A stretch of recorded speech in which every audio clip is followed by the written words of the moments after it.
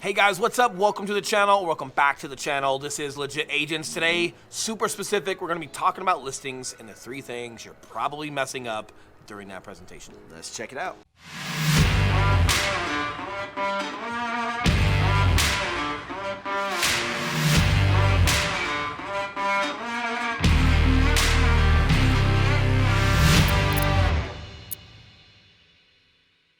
What's up, guys? We are the Legit Agents. Eli Schmidt, Will Grimes, thank you for checking out the channel. If it's your first time here, guys, hit that subscribe button along with the notification bell. We're dropping a new video every Tuesday and Thursday, and we're teaching you everything you need to know about leveling up as an agent in this new age of marketing and brand building. Correct, and yes, we are still licensed brokers, and yes, we are still teaming up with agents across the country, helping them build their brand and their business by the day. If that's something for you, we'd love to team up with you. That number popping up below, we are the guys who answer the phone calls and the text messages. We're also the guys who answer the emails, if email is for you. But with that being said, let's talk about it. It's been super buy heavy. It's still super buy heavy. However, there are still listings that are popping up, and a lot of agents maybe aren't quite sure what they should be doing. We've worked with novice agents all the way through veteran agents, and yes, even with veteran agents, we still find some things that they are not doing correctly. Oh, yeah. These are the top 3, where believe it or not, you're messing up the most, and it could cost you not only that listing, but maybe it doesn't cost you the listing. Let's be honest. Let me just get on a soapbox for a minute. You're probably going to get the listing, especially if they know, like, and trust you from your sphere or whatever it may be. But more times than not, believe it or not, when people interview agents, they tend to go with the first one as long as you give them a good feel. However, some of these mistakes we're going to talk about today, not only could it cost you that listing during the presentation and they don't pick you, more importantly, they do pick you. But if we're not in that advisory role and if we're not doing a great job, it could cause a lot of turmoil during this actual process, right? So just food for thought. Let's get into it.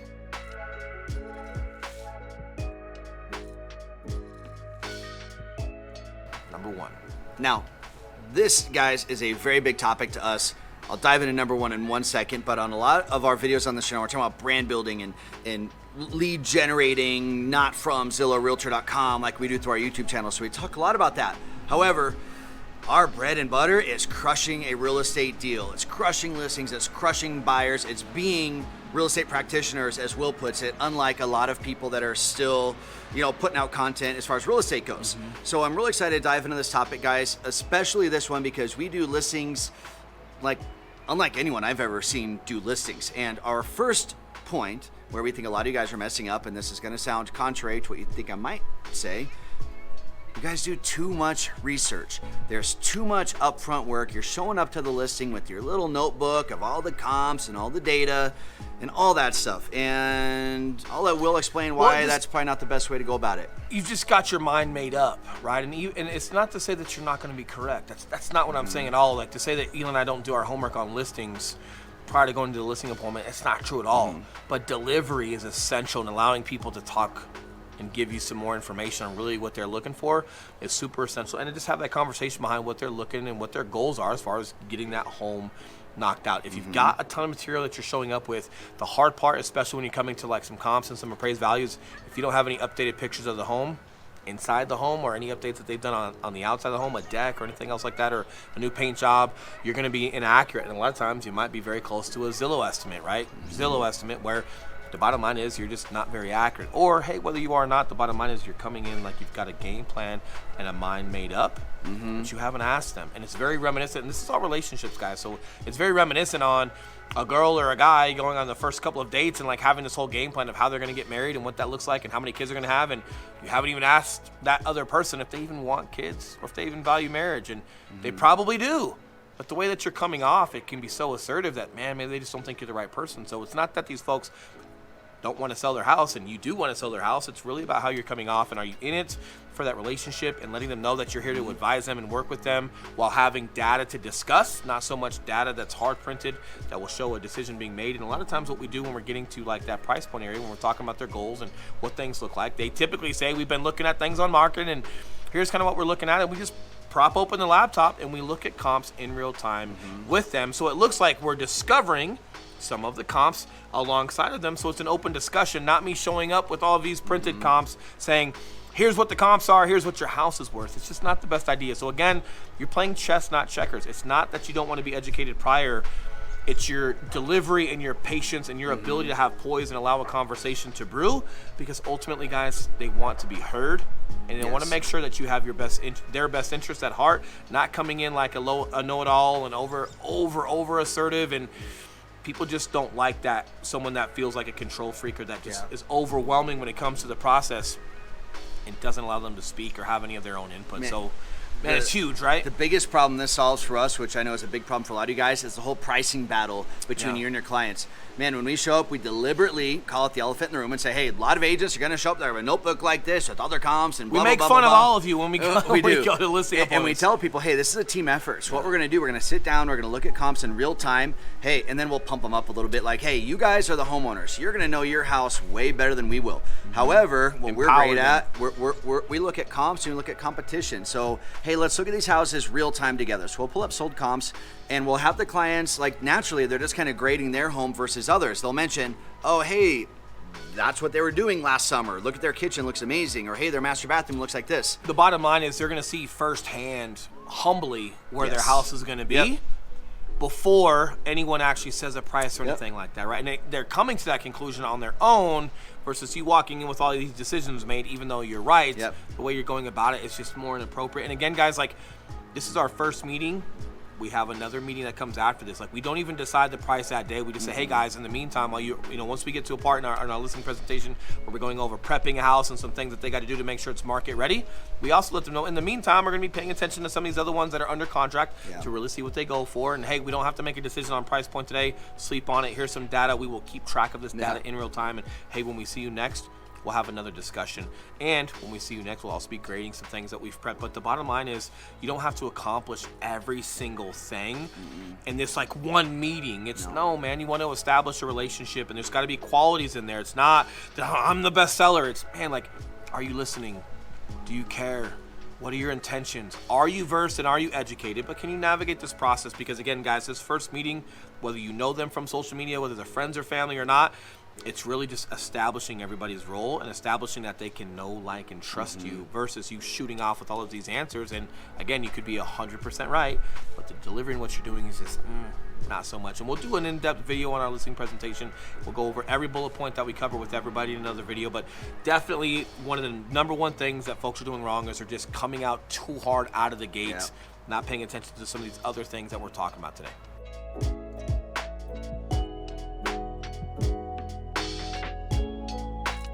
All right, guys, number 2, it's not being an advisor, right? So let me elaborate a little bit because it might sound conflicting with the first point of like, hey, I thought they have to know, like, and trust you, and it's a team thing, and you're empowering them, but like, oh, great, now I'm not being an advisor? Like, Will, which one is it? 100% I understand what you're saying. The biggest thing when it comes to an advisor doesn't mean that you have to be telling somebody what to do. What you should be doing is educating them on the process of what's ahead. And that's a good leader. A good leader shouldn't just be bossing you around. A good leader should be prepping you for the road ahead, allowing you to understand that, and then just prepare yourself as best as possible with a couple of key points. So being specific to real estate, when we talk about how do we get into an advisor role, well, we go through 13 or 14 bullet points, and we're going to do a video on this. If you're not a part of our private Legit Agents Facebook group, we go over it in there as well. But the bottom line, Facebook Legit Agents. Right, but the bottom line is we go over the entire process, start to finish, of this meeting today, what this meeting means, and we go through the entire process all the way through a closing and a post-occupancy, anything and everything that's entailed, what's expected, what's not expected, hey, what's an outlier but could still be expected. We talk about inspections and appraisals, and we plan for the worst, hope for the best. But the bottom line is they're not emotional right now. We're not under contract. They're able to just listen and learn. And I'm not bossing them around. I'm not telling them what they need to do. You're going to price your house at this, or, well, here's what your house is worth. Or here's what I think. It's not about that. It's about advising them on this road ahead, prepping them with some skill sets to empower them to handle that process as seamlessly and as frictionless as possible. During that, we also go over our roles and responsibilities and how we're going to navigate and help them through each phase. And then we go over their roles and responsibilities that can help us through that phase. So everyone's clear and we actually feel like we're huddling up in football at the kitchen table when we're at their home going over it. So again, just to be clear before Eli kind of jumps into his part, it's not bossing people around. It's prepping them for the road ahead. And the bottom line is the number one thing that makes you get a feeling from others that you're advising is your ability to speak to that listing presentation and go through every single phase of this process and calmly speak and have a good demeanor. But when you have that opportunity to speak on all of these phases and answer questions that they may have, just the atmospherics of that conversation is already putting you into this advisory role super early on when they're not emotional. And guess what, guys? As you do start getting through the process and it does get more emotional for them, and they get nervous and excited, and they've got some things going on in their life because they're buying something else while selling this, and the inspection came in and there's so much to fix. Regardless of all of that, they're going to lean on you, the leader, the advisor, to navigate that, which allows you to have this go seamlessly and frictionlessly as possible and just minimize the knee-jerk reactions. Okay, so in addition to assuming that advisory role by walking through the process and all that stuff, what we found, guys, the second part to assuming that role is being a fantastic listener. So starting off, after we go over one of the first things that we go over is we go, hey, what's the situation? What's sparking the role? And then we just let them go, right? Now, the other part to that is, hey, what's your goal with the house? Because where I think a lot of agents mess up is they assume everyone wants top dollar. They assume everyone wants multiple offers. They assume everyone wants what most people want, and it's not always true. You may start talking about all these repairs and all these things they need to do at home to get top dollar when that person's like, hey, dude, I just need to sell the damn thing. I'm coming up into foreclosure. I inherited this property. It's a headache. I got a divorce. Whatever that is. It could be that. It could be divorce. It could be like they've got kids. It could be something like COVID, and they don't want too many people in their house. They'd rather have something super simplistic. Yeah. There's a lot of different variables, but the bottom line is, guys, anything else in life, right? Like when people talk to you, imagine if you're going to battle, and your enemy, you got to just listen to their battle plans. You kind of know how to combat that, right? Well, the more you have these open-ended conversations, the more you ask people what's the situation? And letting them talk, and the more you let them have questions as you're going through this process with this listing presentation for them, you start noticing like, man, they're a little bit nervous. Cool, I know how to combat that. I know that I can't just not talk to them every day. I've got to keep them updated. Or they might start saying a lot of things about price, or they might talk about discounts for you, like whatever it may be. Like letting them speak is showing their cards, which is great, like, right? Like, hey, I'm a teammate. We're a team here selling your home, right? So this is great. So the more I can listen and observe what you have to say, the more I can understand your intentions and really what you're looking for, which means I can adhere to your needs a lot better, which means I'm advising you better. I care, my intentions are good, and overall, we're gonna have a great process. Yeah, and I'm telling you guys, if you've got a house that's like a little rundown, it's a single mom that owns it, she's working 3 jobs, and your pitch to her is how beautiful you're going to advise her on how to make the house look and all these things that are going to have to happen before she gets money in her bank account, you're probably barking up the wrong tree and speaking to the completely wrong audience. Or you've just got to learn how to, like, if you're going to be fronting that, you got to learn how to have that conversation. Yeah, or be able to provide all the resources to do those things. Which leads us to number 3, the conversation.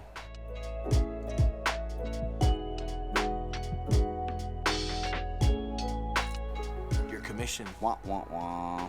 Oh no, we don't give discounts. No, not even my cousin. Hey, I am a premier agent, Will. Sure. Yeah, Listen I am to an me. expert realtor. From top 1% in the world at Berkshire Hathaway to top 0.5% in the world for Berkshire Hathaway, everything we've created with our other YouTube channel, living in Denver, Colorado, doing $13 million a month in volume, we still give discounts. And the bottom line is, guys, wherever they're comfortable is where we're comfortable. It's a sign in the yard. It's a relationship that does continue to give referrals. And it's always been positive. Doing the right thing is always the right thing. Like it or not, flat rate agencies are out there. And I'll be honest with you, the reason why they survive is because there's a lot of inadequate agents in real estate. That are charging 3.2%. Yeah, they're full price, right? Like, oh, they should be full price. Like the average realtor does 3 to 5 deals a year. As of 3 weeks ago, and we're almost into July, we're halfway through the year, 40% of agents haven't even done a transaction this year. So it's really hard for people to wrap their head around paying full price if they wonder, like, hey, are you Ryan Serhant? What am I charging full price for? And I'll be honest, guys, yes, a Ryan Serhant, or when we're doing luxury homes, a lot of times full price is there, but it's because your network is going to sell that house. Okay, it's Ryan Serhant's network and all the access he has in his little black book of buyers around the world that are going to get that sold. Not everybody can just sell that. And it's the same thing with everything else. For our listings, our YouTube channel has been huge because why? Well, we've got over 85 pre-approved buyers that are moving to Colorado literally in a pipeline, that are in certain markets at certain price points. We may have a handful of buyers for you for your house. Like, how powerful is that as a listing agent to say, I might have a pre-approved buyer for you already, and how much can that save them some money? I've got to have some type of value that shows that I'm different or I'm above average, right? If I want to make above average pay, but the bottom line is I feel like we are there. I feel like we do a great job. we still giving 1% out. Yeah. We're not going to lose a deal over it. We're not going to lose a relationship over it. We're not going to lose a sign in the yard over it. Yes, we still have people call our signs and end up buying a home. Yes, people that we've given a discount to have bought a second home from us. Yes, they've given us referrals. We gave a guy a discount on his sell.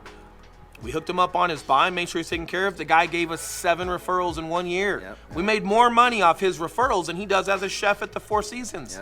Guys, it's important. So it all depends on what you're in this for, right? Like, relationships matter. Doing the right thing is always the right thing. Here's where I would say it's not so much a discount thing for me. It's a relationship thing. There could be somebody offering us full price, but if they are a nightmare, I'm not letting them take my time and my energy. If they're unadvisable, if they're off their rocker, if they're just in a certain place in life and they're in shambles and I'm cleaning out their entire house and full of a dumpster, just crazy stuff, whatever you can think of, everybody's had a nightmare client.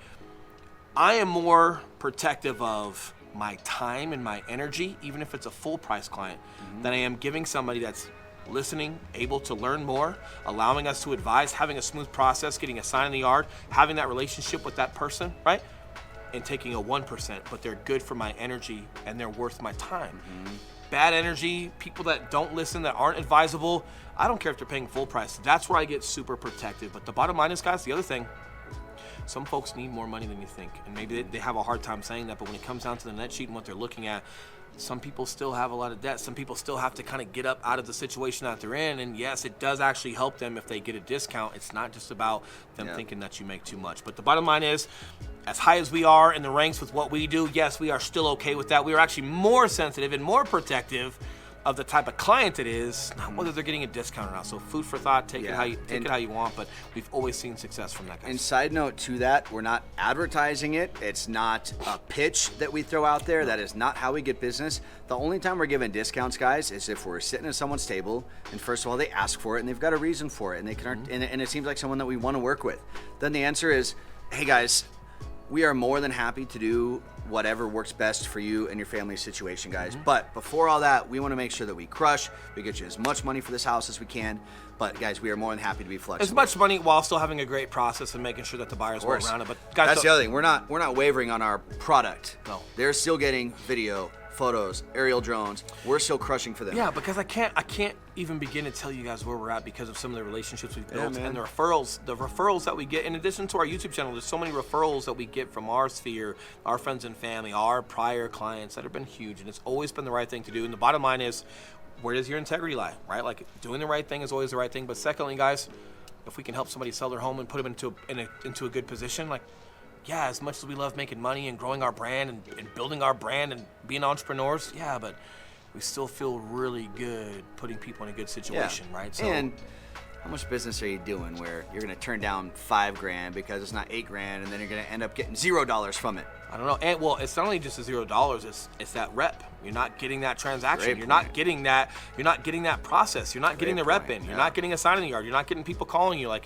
there's just too many things to think about to have a hard no about it. But the bottom line is, unless you're established where you've had an extraordinary amount of success and your time is worth the most out of everybody there is, hey, to each their own, right? But if that's not where you're at, please don't let people talk you out of discounts or just doing the right thing for folks if that's something that's needed for them, because we as realtors have this pride and we're not flat rate. Yeah, you'll spend $20,000 a month on Zillow leads and convert hardly enough to break even, maybe if you're lucky. Even more importantly, like, realtors love discounts everywhere else that they go, right? Like, they want brokerage. What's the split? What's the split? What's the split? What's the split with your brokerage? Yet when a client wants a discount, it's a different conversation, right? It should just be a 40-minute video. Jesus Christ, right? But the bottom line is, guys, pay attention to your overall scalability and what you're making per year. And then you can assess what's your time worth. And how much you spend on leads. But stop worrying about just the transaction. Like, just get these transactions, get the experience, get that brand built, get yourself going, have more to speak and say for your own work than someone else's work, and doing someone else's listing videos and someone else's open house. Like, have your own business that you can run traction through. And at the end of the year, when you see what you've made, then you can start assessing how much your time was worth. But the bottom line is, just be in this for the right reasons. If you guys want to change the real estate industry to where we get paid more, flat rates, aren't taking as much business as they are. It's not going to start with playing hardball with negotiations on where your price point is. It's about doing the right thing and being extremely professional in what you do and being kind. Those values are going to change our industry, not sitting here bickering about the discount. So food for thought. Guys, if you like this video, if you want to team up and build your brand and build your business and some things we can help you with, that number popping up below, we are the guys who answer the phone calls and the text messages. Also the guys who answer those emails. But with that being said, like it if you like it, subscribe. We do these every Tuesday and Thursday. I'm not gonna let them talk. And come to our private Facebook page. Yes, Legit Agents. On Legit Agents on Facebook. Take a look. If you guys have questions, let us know. But until next video, see you guys next time. See ya.